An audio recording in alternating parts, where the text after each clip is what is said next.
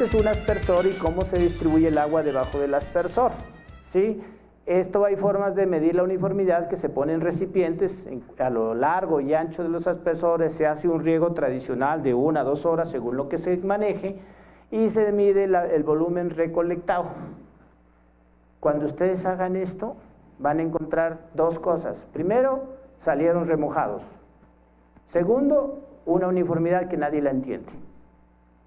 Agua más, agua menos, un relajo de datos lo que van a encontrar si tienen riego por aspersión. Entonces, este es un riego por aspersión, llamemos el rotativo o el de impacto, donde estos aspersores están, digamos, o muy, podemos decir, están muy juntos, o tienen un caudal muy alto o una presión muy alta, no está regulada la presión. ¿Qué va a pasar? Aquí en esta zona, como esto tiene unos chorros que van hacia acá y esto tiene unos chorros que van hacia acá y hay un traslape, que ese traslape depende de la uniformidad y los vientos, resulta que aquí en esta zona puedo tener riego excesivo y aquí, de aquí para arriba están las raíces, aquí cumplí bien la uniformidad de las raíces, pero tengo riego excesivo, mucha pérdida por debajo de las raíces. Este es un riego desuniforme, excesivo e ineficiente. Estoy regando más de lo que necesito, pues estoy perdiendo agua, energía y fertilizantes si uso fertirriego. Este otro caso, separé mal los aspersores, o la presión se bajó, o el aspersor está medio tapado, cualquiera de los problemas. Aquí voy a tener buena uniformidad, pero aquí en la mitad el suelo seco o las plantas van a recibir menos agua. Aquí voy a tener desuniformidad en el cultivo, desuniformidad en la producción, desuniformidad en el cultivo, desuniformidad en la producción. Ah, pero es que aquí me ahorré una platica, si aquí regaba 2 horas, aquí regué 1. Es problema porque la producción se va a afectar. Esto es normal verlo en muchos sistemas de riego. Siguiente caso. Los puse ya muy junticos, pero se me pasó la mano en el riego. Buena uniformidad acá, excesivo en todo lado, se me pasó la mano en el riego. Gasté más agua, gasté más energía, perdí fertilizantes, saturé el suelo y todos los problemas que tiene, desuniforme, ineficiente. Este es lo ideal. Tener unos sistemas de microaspersores, aspersores bien diseñados, bien calculados, donde la uniformidad sea lo más uniforme y regar hasta la zona de raíces. Facilito decirlo, vaya y hágalo, cosa seria hacer esto. Pero esto es lo que se debe hacer para incrementar las ganancias, para reducir costos, ahorrar agua, ahorrar energía, cultivos más sanos, mejores rendimientos y todos contentos. Esto es lo que pasa. Qué difícil de lograr. Este es un aspersor rotativo, una marca americana. Esta es la curva de distribución del aspersor. A la distancia del aspersor, cuántos milímetros por hora está cayendo. Si ven que aquí cae mucha agua y acá cae menos, el otro se debe traslapar para lograr tratar de tener una curva plana. Para eso hay unos programas que se llaman densogramas. Este es un densograma calculado a un aspersor de otro 10 por 10 rectangular, y aquí se ven estos punticos blancos, significa que aquí va a haber deficiente humedad, y unos puntos azules muy oscuros, exceso de humedad. Aquí la distribución es del 85%, es una forma de medir la uniformidad, y el coeficiente de uniformidad 91, dos formas, y la precipitación es de 2.8 milímetros por hora en este tipo de aspersor. ¿Qué les parece esto? 10 por 10, 91%, 85. Bonito. Esto está muy bonito. 90% de uniformidad, el mejor sistema de riego. Veamos este, 12 por 12. Lo separé y hay muchos puntos blancos y hay aquí un punto saturado. ¿Qué sucedió? Mejoró, no, desmejoró la uniformidad, ya está en el 86% y la distribución de la uniformidad en el 82%. Y la precipitación, bueno, la quedé. Este es para este aspersor y este es para este. Teóricamente esta uniformidad del 91% es buenísima, y así se compran los sistemas de riego los que los compran, y así los venden los que lo venden, y eso te presentan en la tabla, en la presentación y en la cotización, y creemos que eso es la machera. Y compramos un sistema de riego del 91% de uniformidad, 10 por 10. ¿En dónde lo vamos a poner? En banano, tal vez en palma. Hagamos un ejemplo en banano. Lo ponemos en banano. ¿Qué pasa en banano? Cada 2, cada 3 metros hay una planta. Resulta que no calculamos aquí plantas. Y si el aspersor quedó frente justo a 30, 40, 50 centímetros o medio metro de la planta o 1 metro de la planta, esto es pura teoría. Es lindo aquí en la presentación. En la práctica es un relajo. Zonas secas, saturadas, inundadas, porque no se tienen en cuenta las plantas. Esto es si fuera a regar pasto y que no se me suba de tanta altura. Pero para plantas esto no existe. Para cuando vayan a hacer mediciones de uniformidad en el campo, hagan esto. Por eso les digo que ahí sí van a ver la realidad de la uniformidad. ¿Cómo se calcula la uniformidad? Se saca todos los aforos, si entre más puntos pongan mejor, se ordenan de menor a mayor el volumen recogido, en el 25% de menor se saca el promedio de la cuarta parte de los menor caudal y se divide sobre el promedio total y eso se llama coeficiente de uniformidad. Si es del 80%, quiere decir que a una planta le voy a aplicar 80 litros, a otra 100 o a otra 120. Y una uniformidad debería ser mínimo del 90%, como dice aquí, pero en realidad no sucede. Este es un microaspersor. Este tiene otro patrón de distribución del agua. Este es otro aspersor. Mire, unos software lo más de lindos para calcular uniformidad. Eso sí, el ingeniero que llega con este software al agricultor o al empresario y le saca esas curvas, se descresta quien sea con esto. Pero la realidad es otra. Esta es la teoría. Aquí veo una cresta altica, quiere decir que voy a aplicar más agua. Y aquí hay un hueco, voy a aplicar menos. ¿Por qué? Porque este aspersor es diferente. Bota el chorro lejos y debajo nada. Entonces por eso es que está seco. Y este es un cálculo aplicado para poner 12 por 12, un aspersor que se llama Meganet de 24 grados el chorro, 350 litros por hora el caudal y tiene una uniformidad del 77% y una distribución de uniformidad del 64%, muy baja. Nunca pondríamos esto a 10 por 12. Seguramente a 8 por 8 va a mejorar, pero este 10 por 12 es común verlo. Ustedes van a los campos y lo ven 10 por 10, 2 por 12 y muy mala uniformidad. Y si ponemos esto fertirriego, pues ni hablar. Sigue el problema. Microaspersor por árbol, muchos sistemas se utilizan así, microaspersor por árbol, es un hito por árbol y tenemos aquí muchas cosas. Hay unos que tienen una pantallita que no deja que el árbol la moje, y que tienen otra pestaña que al principio riega cerca cuando la plantica está pequeña y luego se le rompe una pestañita y ya abre el radio de riego o el diámetro húmedo y riega más lejos. Esto es un buen sistema y lo ideal, también hay microaspersores autocompensados, que aquí tuviera una membrana que sea autocompensado para que en todos los aspersores, en todos los puntos sean ideales. Ese es un sistema de microaspersión.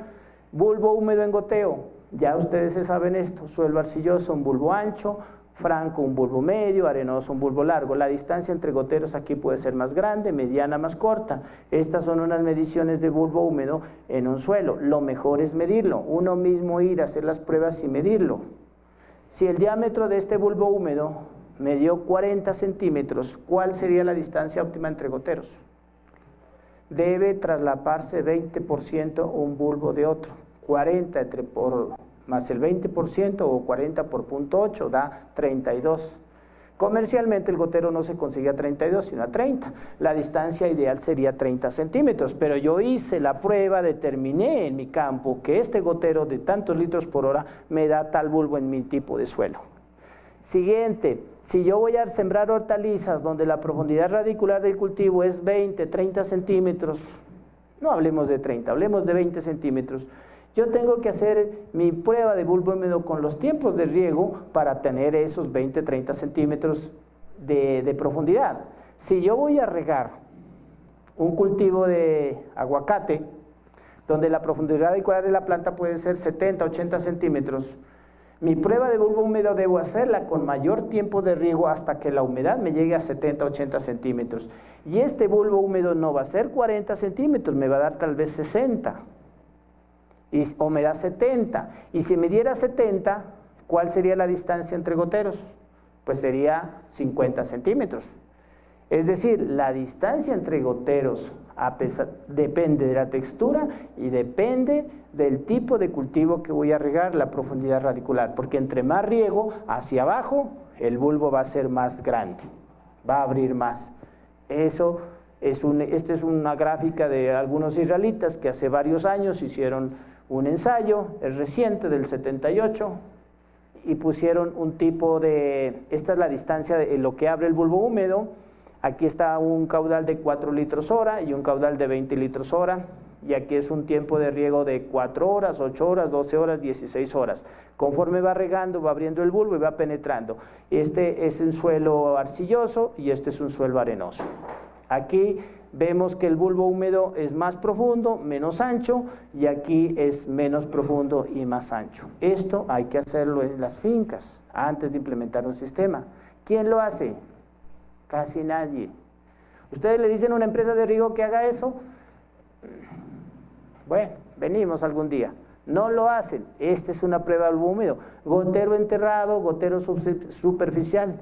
Aquí están las medidas. Y con esto se calcula la distancia entre goteros. ¿Cómo calculo el caudal entre goteros? El caudal del gotero. Pues con lo que hablamos, que la precipitación del sistema de riego tiene que ser menor que la infiltración básica del suelo. El caudal del gotero depende de la textura de la infiltración básica del suelo. ¿Qué les parece ese modelito? 4 goteritos alrededor de la planta. Eso se llama diseño agronómico. Ustedes montarían un sistema de riegos de una finca de 10 hectáreas de cítricos así. ¿Qué dicen? Respetables sus opiniones. Está bonito, ¿no? Este hombre sí sabe, muy costoso el sistema. Es no tener nada que hacer, ponerme a hacer esa figurita. Entonces, ¿cómo lo harías? No, pues ¿qué piensas? Tranquilo que aquí... Depende del caudal que emite el gotero.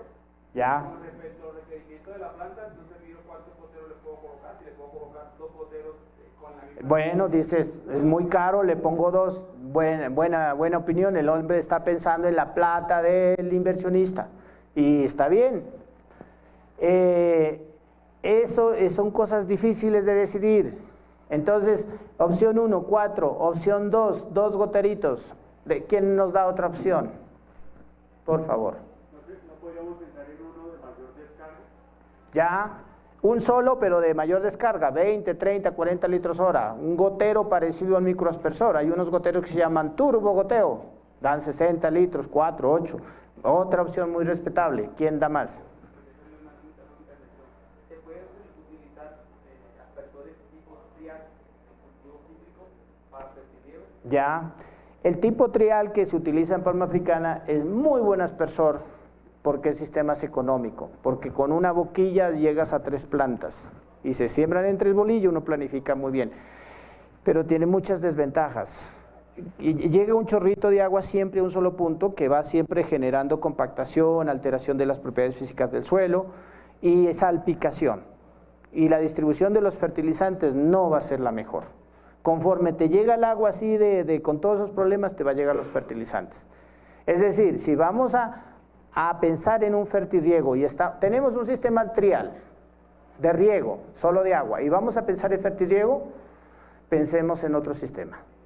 Y lo vamos haciendo poco a poco, por etapas. ¿Cuál? ¿Un sistema palma estamos hablando? Cítricos, podría ser cítricos, pero yo le podría decir, pensemos en goteo. Entonces veamos que esto es goteo, y ya te diría por qué. 4 botones. Otra opción, la colita de marrano, es una manguera lisa, y aquí pongo una manguera de goteo con goteos continuos y le doy una vueltica alrededor y la obturo. ¿Qué les parece ese sistema? Colita de marrano. Tengo una manguera de goteo con goteros a 20 o 30 centímetros alrededor de la planta. Bonito, sí, es muy bonito. Otra opción, aquí en el Mariquita, Tolima. Al principio le hicieron una vueltica, luego 2, luego 3, luego 4. Lleno de vueltas de colita de marrano, muy bonito. ¿Qué otra opción? Yo le pondría manguera de goteo continua con goteros a la distancia que me dé el diámetro del bulbo húmedo, con el caudal de gotero que me dé que la precipitación del sistema de riego sea menor que la infiltración básica, y pondría manguera de goteo continua, suponiendo goteros a 50 centímetros, una manguera por surco. Cosa difícil. Yo sé que de 20 de ustedes, 19 dicen que no, y es muy respetable. ¿Por qué? Resulta que ¿para qué voy a regar aquí y a fertilizar si aquí no tengo raíces? Porque esto está cada 2-3 metros. Sí, cada 2-3 metros, pero mientras la planta crece. Acuérdense que el sistema del riego, del fertirriego y del riego, es que las plantas a través del tiempo van generando su sistema radicular en donde encuentran las condiciones ideales de agua y nutrientes. Y si yo mantengo una franja continua húmeda a lo largo de esta hilera, las raíces van a crecer y a formarse a lo largo de esta hilera. Y una planta de cultivo permanente, estamos hablando, un cítrico, un aguacate, bueno, muchos otros van a tener una franja húmeda, y estas raíces de esta planta con estas estarán totalmente traslapadas a través del tiempo, con una manguera de goteo continua que es más barata. Puedo tener un gotero robusto, no tengo gastos en la instalación sino tener la manguera. Siguiente tema, ¿yo para qué riego y fertilizo malezas? Porque aquí hay malezas. ¿Será que en un año de crecimiento se va a salinizar el suelo? No, no se saliniza el suelo. En un año estoy preparando para que en el futuro esta raíz tenga mejores condiciones de agua y nutrientes aquí. Y si me preocupan las malezas, pues sembrémosle un frijoles, sembrémosle un maíz, a cualquier cosa, un cultivo rotacional si quiero aprovechar eso, lo que quieran. Pero las mangueras de goteo continua, con distancias entre goteros de 30, 40, 50, 60 centímetros, caudales de 1, 1,5, 2, 3, 4 litros hora, los diámetros según los largos de los surcos, es lo que trata normalmente, es lo práctico, es lo práctico desde el punto de vista de practicidad y de costos. Si yo tengo un cultivo pequeñito y quiero consentir las plantas y no tengo mucho que hacer, me pongo a hacer esto. Y es costoso. Pero si yo quiero un cultivo grande industrial, mangueras continuas. ¿Una manguerita o dos? Eso les preguntaba la clase anterior, la charla anterior. ¿Una o dos mangueritas? ¿Qué le ponemos? ¿Dos? ¿O tres? ¿Qué dicen? ¿Cuántas? Depende de la textura del suelo, del diámetro del bulbo húmedo. Yo pondría en suelos arcillosos, donde el bulbo es más grande y tengo un buen ancho, pondría una manguera. En suelos francos evaluaría 2 y en suelos arenosos mínimo 2. Cultivos de aguacate en el Perú, las distancias entre plantas se ponen a 7 metros y se ponen suelos arenosos, se ponen 3 mangueras. El que pone 2 ya sabe que la producción máxima que va a conseguir es 15 toneladas por hectárea. El que pone 3 ya sabe que va a llegar a 25 toneladas por hectárea. Pasar de 15 a 25, una tercera manguera no vale nada. ¿Pero por qué? Porque ya han hecho experiencias y ya saben que 3 es lo ideal en un suelo arenoso. Suelo arcilloso, 2 o 1. Yo pondría 2 en una manguera en un suelo arcilloso y en una zona donde haya lluvias. En Colombia, por ejemplo, cultivo de cacao, cada 3 metros plantas, zona lluviosa, pondría, si es lluviosa, ¿para qué fertirriego, no? No, estamos hablando de que el fertirriego es una herramienta para generar mejores cultivos y que aunque sea lloviendo podemos fertirrigar, que se llama fertigación.